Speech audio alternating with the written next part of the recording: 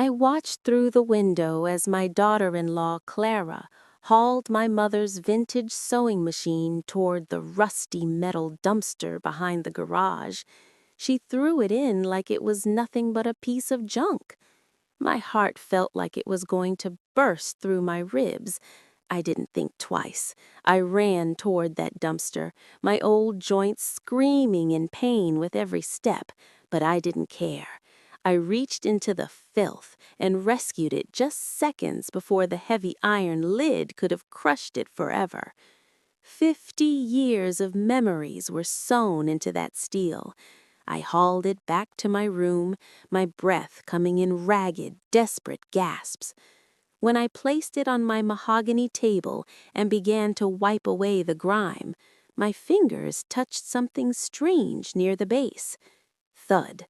A hollow sound, a metallic rattling that didn't belong in a machine of this quality. Curiosity washed over me like a wave of ice water. I grabbed a small screwdriver from my bedside drawer, my hands shaking so violently I could barely fit the metal tip into the screw.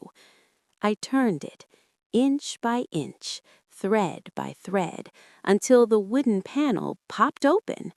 And when I saw what was hidden in that dark, narrow space, I went into complete shock. I never imagined that something so small, so modern, could contain such absolute horror. It wasn't just an object. It was evidence of a betrayal that turned my world into ashes. It was the truth about how my husband, Arthur, really died 5 years ago. Before I tell you what I heard on that device, please subscribe and tell me in the comments, have you ever felt like a stranger in your own home? Because what I am about to share is a nightmare I am still trying to wake up from. My name is Evelyn. I am 71 years old, and for the last few months, I have been living with monsters. It was a Tuesday afternoon. The air was thick with the smell of Clara's pot roast, a scent that used to make me feel safe, but now made me feel physically sick. I was standing in the hallway when I heard the whispering coming from the kitchen. I leaned against the cold wallpaper, my ear pressed to the wood. "Is she asleep?" Clara whispered. Her voice was sharp, cold, like a blade. Then I heard my son, David, my only child, sigh. "She's resting," he said. His voice was flat, devoid of any love. "But we have to move fast, Clara. The lawyer called again. If she doesn't sign the transfer papers by Friday, the debt collectors are coming for this house." I felt a sharp sting in my chest, like a needle piercing my heart. "Then give her the special tea tonight, David." Clara's voice rose with a jagged edge of desperation. "Just enough to make her confused. She'll sign anything if she's foggy enough. We can't lose this house because your mother wants to cling to her memories." I had to cover my mouth to keep from screaming. My own son, my David, he didn't even argue. He just muttered, "I know, I'll do it at dinner. Just make sure the papers are ready."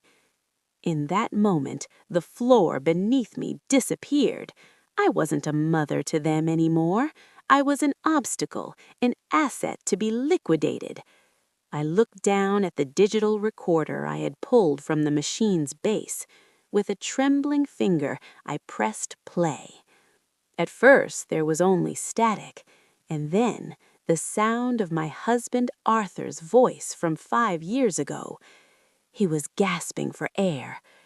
"David, please, the inhaler, I can't breathe." And then I heard my son's voice. It was 5 years younger, but twice as cruel. "I'm sorry, Dad, but you should have signed the insurance papers when you had the chance." I dropped the recorder. The room began to spin. My husband hadn't had a heart attack. My son had watched him die. I sat on the edge of my bed, watching the room plunge into shadows as the sun began to set. My eyes were fixed on that small black recorder lying on my quilt. It looked like a poisonous spider. I could still hear David's voice echoing in the corners of the room, not the voice of my son, but the voice of a murderer. A cold sweat broke out across my forehead. My hands were so numb I could barely feel the rough texture of the lace cloth I used to hide the machine. Suddenly, the silence was shattered. Knock, knock, knock. A sharp, rhythmic pounding on my bedroom door. I jumped, my heart leaping into my throat. "Evelyn, dear, are you in there?" Clara's voice was too high, too bright. It sounded like glass breaking. I scrambled to shove the recorder back into the secret compartment and kicked the machine under the bed just as the door creaked open. Clara stood there, silhouetted by the harsh hallway light. She was holding a steaming ceramic mug. "You missed tea time, Evelyn," she said, stepping into the room without an invitation. "You've been so forgetful lately. David and I were starting to worry." I looked at the mug. The steam rose in pale, ghostly swirls. "I was just resting, Clara," I managed to say. My voice sounded like dry parchment. She walked closer, her eyes scanning the room, lingering on the dust on my nightstand. "Well, drink this. It's a special blend David bought for you. It helps with the confusion." She held the mug out. I saw her knuckles were white from gripping the ceramic. She was watching my face, waiting for me to take a sip. My mind screamed, "Don't touch it. It's the sedative." But I knew I had to play the part. I took the mug, the heat burning my palms. "Thank you, dear," I whispered. I brought the rim to my lips, letting the steam hit my face, but I didn't drink a drop. I faked a heavy, rattling cough, turning my head away from her. As I did, I let a mouthful of the liquid spill into the thick rug at my feet. "Oh, I'm so clumsy," I cried out, making my voice sound weak and pathetic. Clara's face twisted for a split second, a flash of pure, unadulterated rage, before she smoothed it back into that sickening mask of concern. "It's okay, Evelyn. It's just the age. Just go to sleep. We'll talk about the house papers in the morning." She turned and walked out, closing the door with a soft, final click. I waited until her footsteps disappeared down the stairs. Then I dropped to my knees and pulled the sewing machine back out. I needed to hear the rest. I pressed play again. My thumb was trembling so hard it slipped twice. "We can't just wait for the fall, David," Clara's recorded voice hissed. "The debt collector, he came to the back door today. He told me if we don't have the first 50,000 by the 15th, he's going to start taking things. He looked at the furniture. He looked at her jewelry." Then a sound that made my blood turn to ice. Clink, clink. The sound of metal hitting metal. It was my safe in the study, my husband's gold watch, my grandmother's diamonds. They were already dividing the spoils while I was still breathing in the next room. I leaned my head against the cold steel of the machine and felt a single tear roll down my cheek. Have you ever felt the moment your heart truly breaks?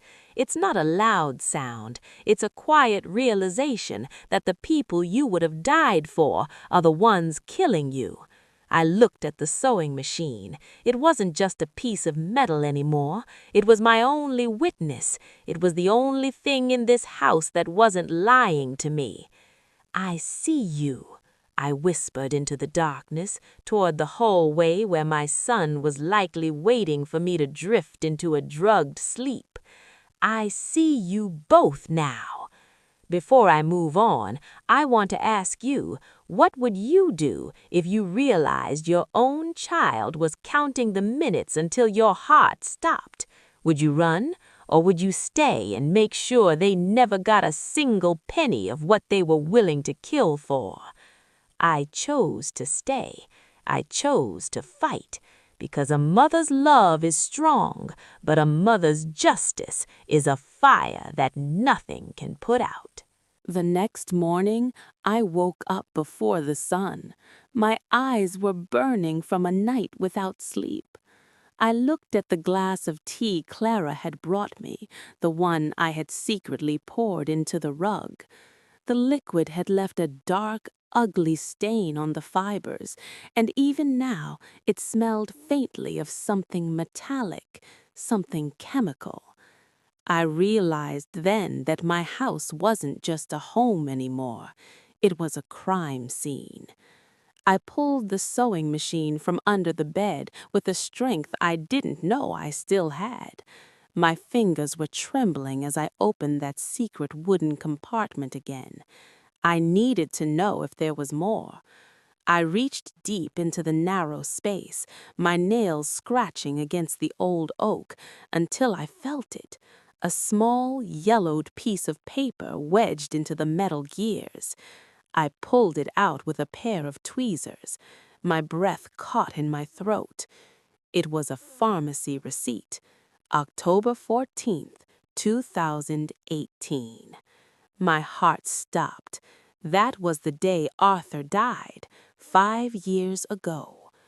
The receipt wasn't for heart medication. It wasn't for vitamins. It was for a powerful sedative, the kind they only give to patients in extreme distress. And the name at the bottom of the receipt wasn't Arthur's. It was Clara's. A wave of nausea hit me so hard I had to clutch the edge of the table to keep from falling. I remembered that night.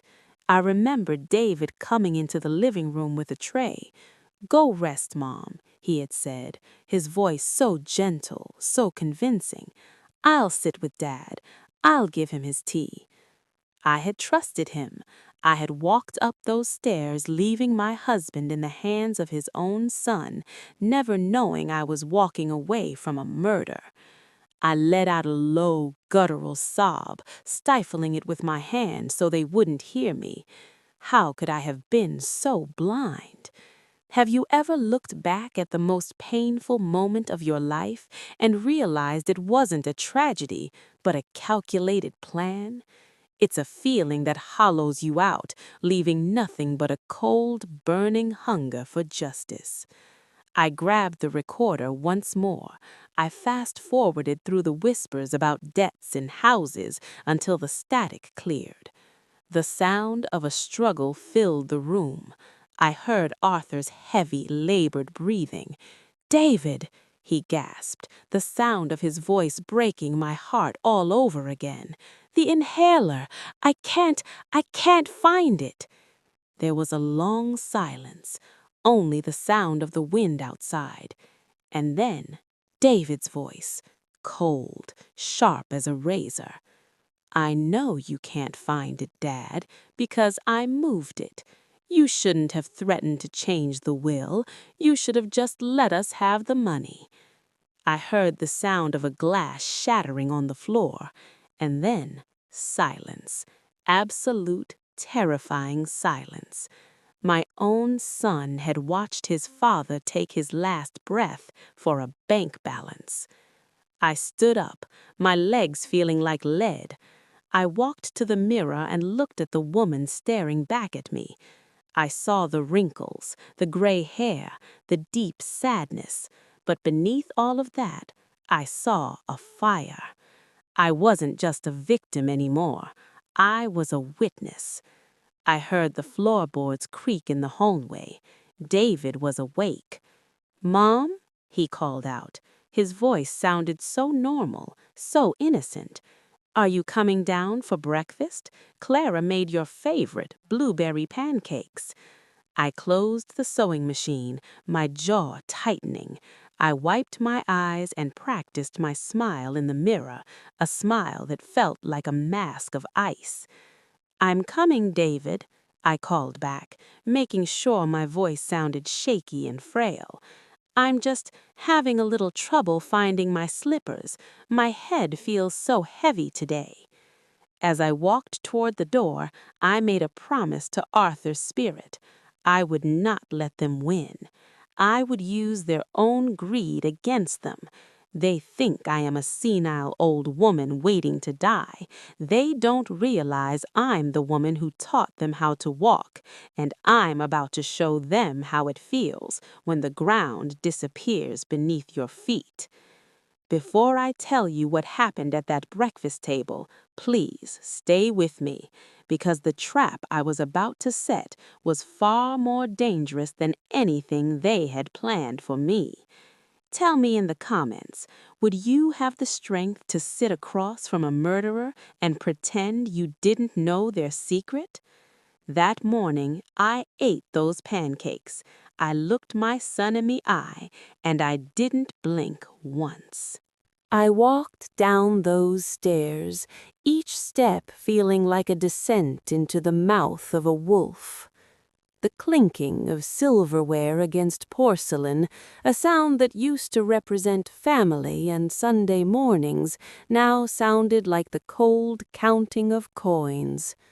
When I reached the kitchen, David was standing by the stove, flipping pancakes and whistling a cheerful tune. He looked so normal. He looked like my son. He turned to me, his eyes bright with a fake, glossy affection. "There she is. Sleeping Beauty is finally awake," he said, pulling out a chair for me with a flourish. "Clara, get the syrup. Mom needs her strength for the big meeting today." Clara's heels clicked sharply on the tile as she approached. She placed a hand on my shoulder, a hand that felt like a snake coiling around my neck. "That's right, Evelyn," she whispered into my ear. Her breath smelled of peppermint and deceit. "The notary will be here at 2:00. It's just a few papers to ensure the house stays in the family. You want that, don't you, to keep Arthur's memory safe?" I looked down at my plate, my stomach churning. I had to force my muscles not to recoil from her touch. "Of course, dear," I said, my voice thin and trembling. I gave them exactly what they wanted, the image of a confused, fading old woman. "My head, it's just so foggy today. I can barely remember where I put my glasses." Over my head, I saw them exchange a look. It was a glance of pure, predatory triumph. "Don't you worry about a thing," David said, patting my hand. His skin felt like ice against mine. "We've taken care of everything." I sat there, chewing slowly on a pancake that tasted like ash, and I began to build my own gallows for them. I knew I couldn't call the police yet.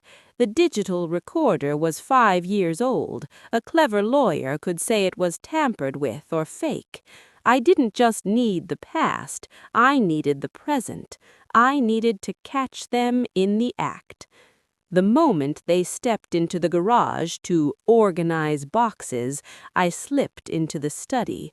My fingers hovered over the rotary phone. I called Harold. It rang 3 times before his gravelly voice answered. "Harold," I hissed. My eyes darted toward the kitchen door.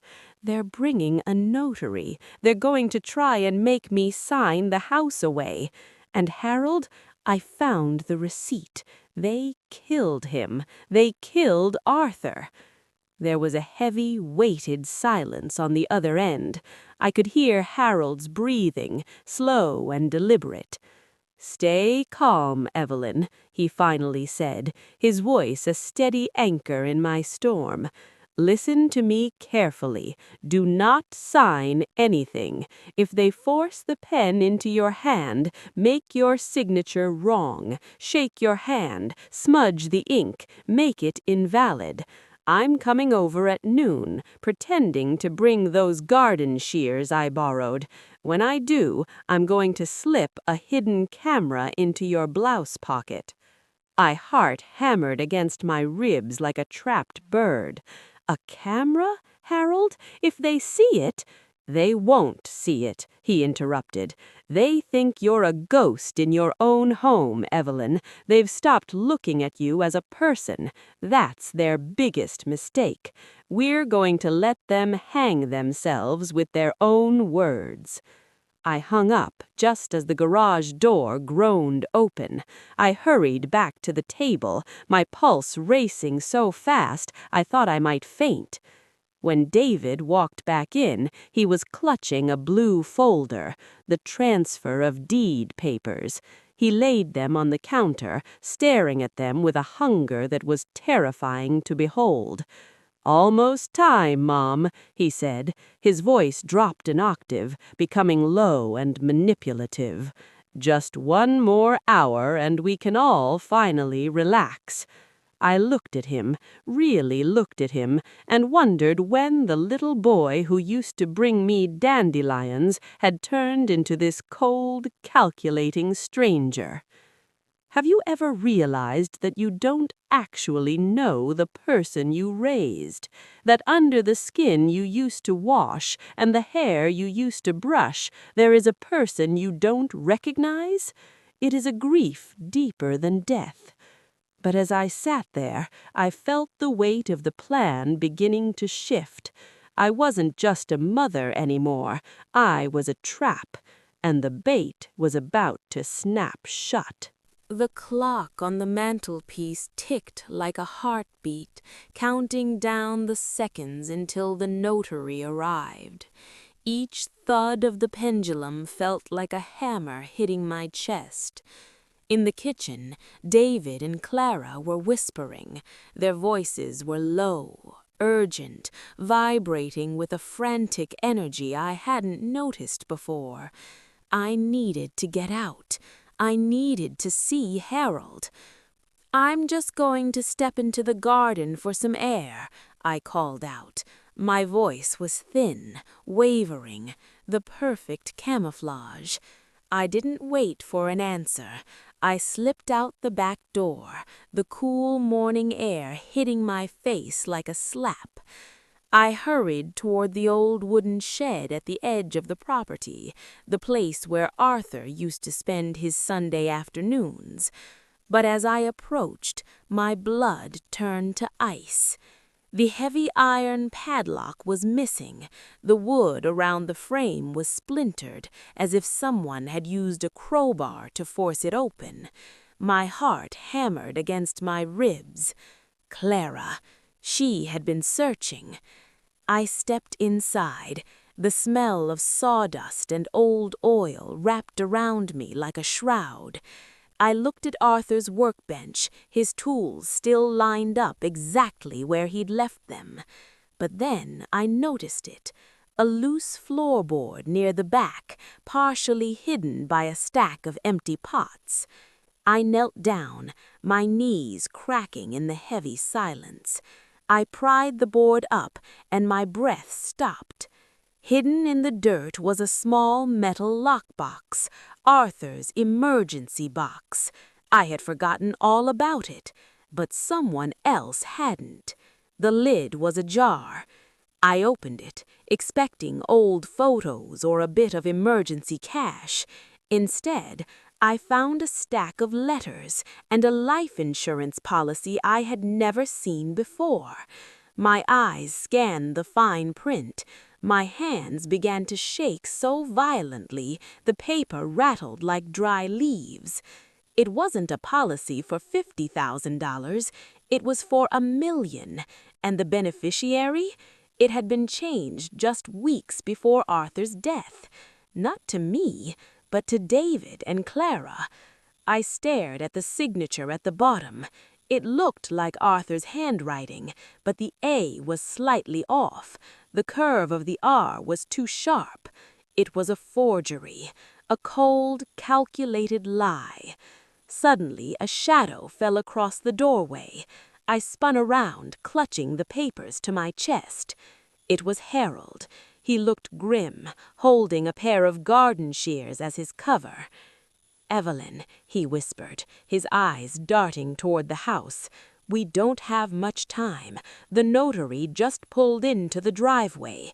He's not a real notary, Evelyn. I know that man from the docks. He's a man who specializes in making people disappear." A cold shiver ran down my spine. This wasn't just about the house anymore. This was about my life. Harold reached into his pocket and pulled out a small silver button. "This is the camera, Evelyn. It's live streaming to the police station right now. My friend is watching. All you have to do is get them to talk, get them to admit what they did to Arthur, get them to mention the T." I looked at the house. The sanctuary where I had raised my son now looked like a tomb in the morning light. "I can't do it, Harold," I whispered, tears stinging my eyes. "He's my son, my only child."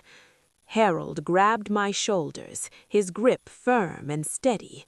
"He stopped being your son the moment he moved that inhaler, Evelyn. Now he's just a predator, and if you don't walk into that kitchen and face him, you'll be joining Arthur before the sun goes down." I took a deep breath, the scent of the old shed filling my lungs one last time. I tucked the forged policy into my waistband and stood tall. The frail woman was gone. The confused grandmother had vanished. I walked back toward the house, my footsteps firm on the grass. I saw David standing on the porch, a man in a dark suit beside him. David waved at me, his smile wide and hollow.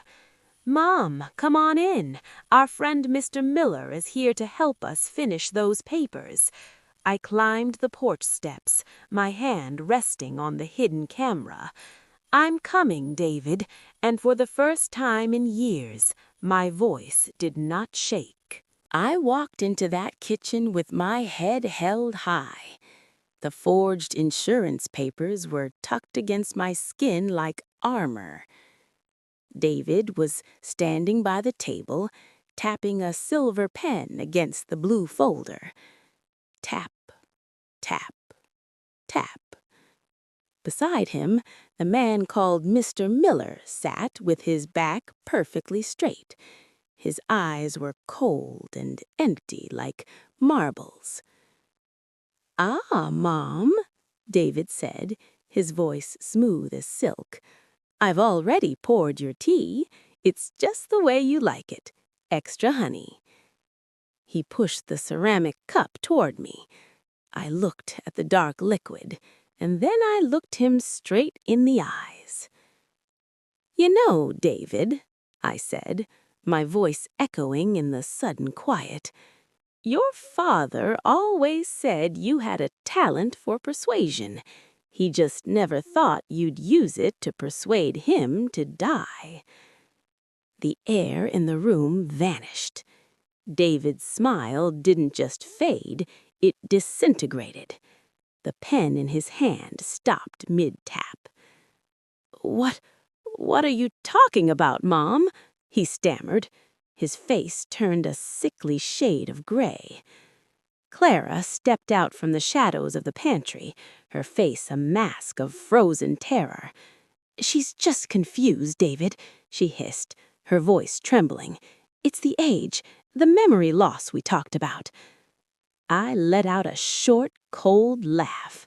I reached into my cardigan and pulled out the digital recorder, slamming it onto the table right next to the tea. "Memory loss? Is that what you call it when I hear your voice on this tape, David? Watching your father gasp for air while you hid his inhaler? Is that what you call the forged signature on a $1 million policy?" Mr. Miller stood up abruptly, his chair screeching against the tile like a scream. "This wasn't part of the deal," he growled, looking at David with pure venom. But before he could move, the sound of heavy tires crunched on the gravel outside. Blue and red lights began to dance across the kitchen wallpaper. Harold had done it. I stood up, my legs no longer shaking.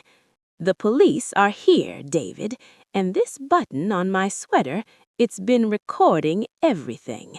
Every word, every lie, every drop of that tea." David collapsed into a chair, his head in his hands, sobbing, not out of regret, but out of the realization that he had lost.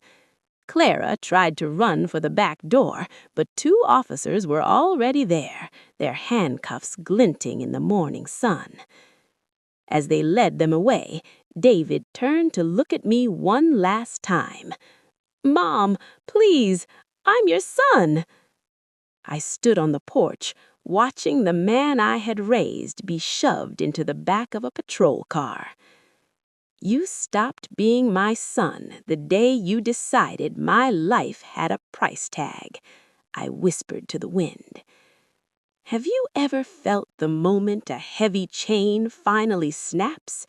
The weight that had been crushing my chest for years was gone.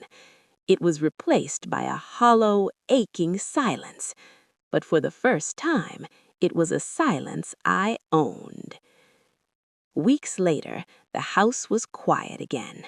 I sat in my garden, the sun warming my face.